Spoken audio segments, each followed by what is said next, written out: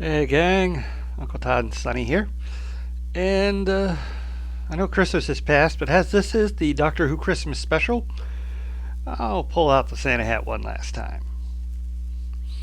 Uh, the title is Joy to the World, and there's a good reason for that. Two good reasons, but we'll get to those. And let me just say, something's outside. Let me just say, I understand why people don't like this episode. But typical Russell Davies. Just leave it at that. We open with 1940 in Manchester. And the doctor pops in on an old couple with a grilled cheese sandwich and a cup of pumpkin latte. Nope, wrong room. Next, he's on the Orient Express in 1962 and pops into this woman's stateroom from the bathroom. Nope, still not the right spot. And then we go to Mount Everest in an expedition in 1953 where again he pops in. Nope, still the wrong place. Next, we cut to the Sandringham Hotel in London in 2024, where a young woman named Joy is checking into the hotel. And Joy is played by Nicola Coughlan, who I understand she's one of the romantic leads of Bridgerton, and that her look is not to everyone's taste, but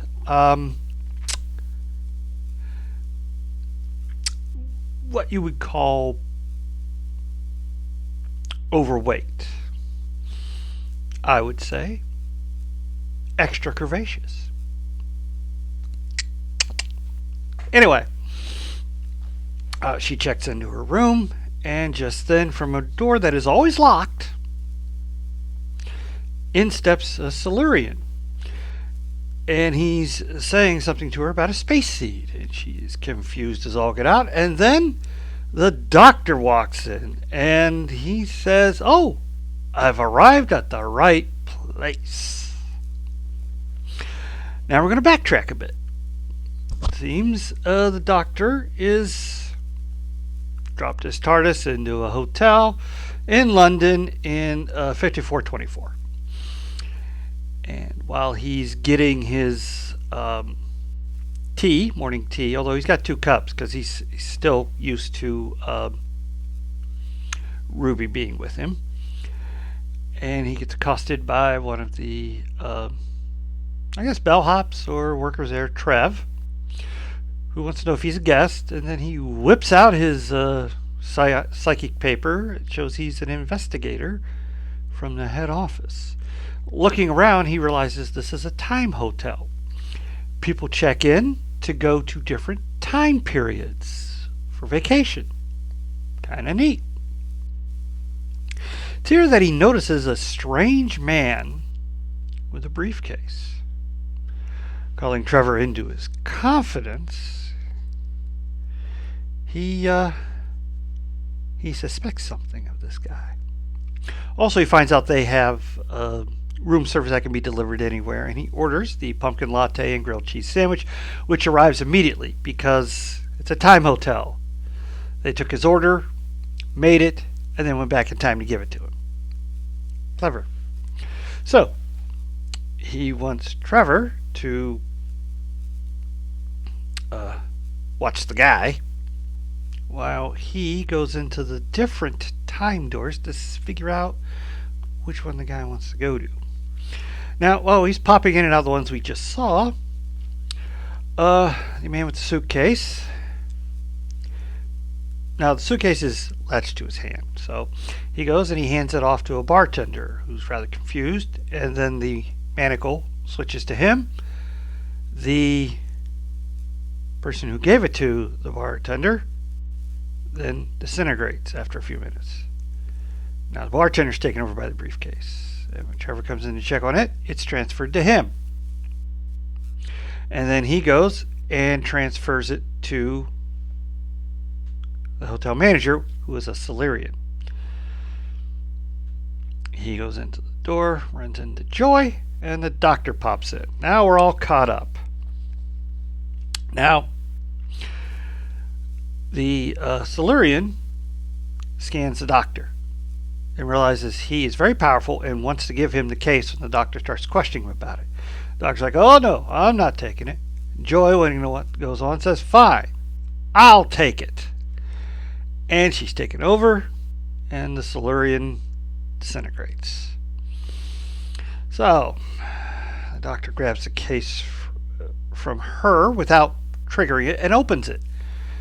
Inside is the space sea, a little glowing thingy. He's not quite sure what it is, but he might have suspicions. And if the box is not closed, the current carrier will be destroyed. So the doctor closes it, but they get another countdown. He needs the code to deactivate it. How to get the code? Well, there's only one way, and then the doctor comes in from the door again and tells that doctor the code. Oh, okay, everything's fine. And then the future doctor grabs Joy and says, sorry, doctor, you'll have to take the long way around. At which point they get into an argument. And the younger doctor is rather brutal to the other doctor because he's doing exactly what the doctor always does to the companions, i.e., not tell them anything. And so the future doctor goes in, shuts the door. When the doctor wants to follow him, the area's bricked over. He's got to go the long way around. Checking out the front desk, he finds a pamphlet for a Christmas gathering in 2025 at a New York hotel, the Excelsior. So he's got a year to kill. So talking to the hotel manager there, let's see, what is her name? I had it written here. Okay, go down, Joy. Alita. He takes a job, kind of fulfilling all kinds of things. Cooks in the hotel dining room, which is more of a diner type thing, where with the help of his psychic paper, he is able to get their orders to him before they order it, which leads to a really funny exchange with a woman who's on a diet. But that's not what she was thinking she wanted. Anyway, and he does all the maintenance. And he and Elisa, they kind of bond and become friends as they spend the year together, playing games and talking and sharing holidays together. And then the year ends, and the doctor has to go. So they say their tearful goodbyes. She's not surprised. She knew he was always going to go, but he does leave her a Christmas present, which is a figurine of a police box, because for some reason he was collecting them over the year. Reminds him of home. He's also had time to figure out what the space seed is. So the doctor takes a flight to New York because he's that is TARDIS, and he goes to the Excelsior, goes to the right room, enters back into the space hotel, goes to the previous room he had just been in, opens the door and gives the doctor the clue. Grabs Joy, shuts the door, and then uses his sonic to lock it, so the doctor has to spend the year. It's very important. He has to spend that year there. And Joy asks him, was the year so you could get the code? No. The code was through the time loop, and I now have to lock this to make sure the time loop is locked in place. Otherwise, he won't know what the deactivation code was. It's complicated. But he has figured out what the space seed is, and he starts really tearing in to Joy until she gets angry as they go through different doors trying to figure out where the space seed is supposed to go. And when they finally get to a door that leads to a jungle area, he gets Joy so upset that it overrides the control aspect of the suitcase, and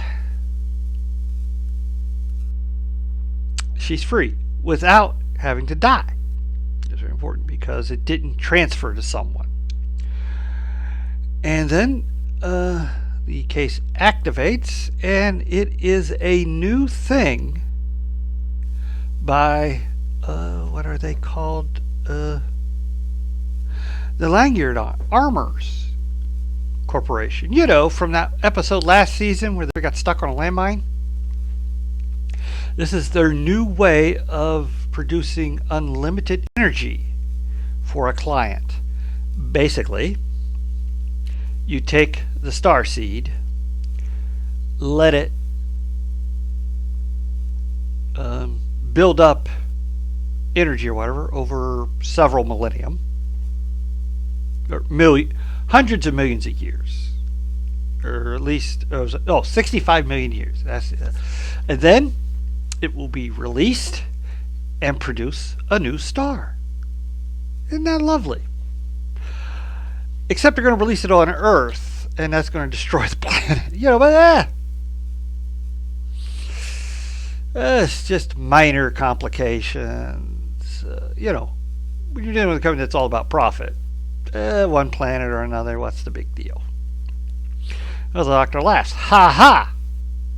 There's no way you could have the seed immobile for millions of years like that. And then a T-Rex comes up, sees him, and tries to eat them, at which point it swallows the briefcase. Well, now it's controlled by the briefcase and tries to eat the Doctor and Joy, but they manage to escape. Whereupon Trev contacts him through the Sonic. The Doctor had paired his Sonic with the implant that Trev had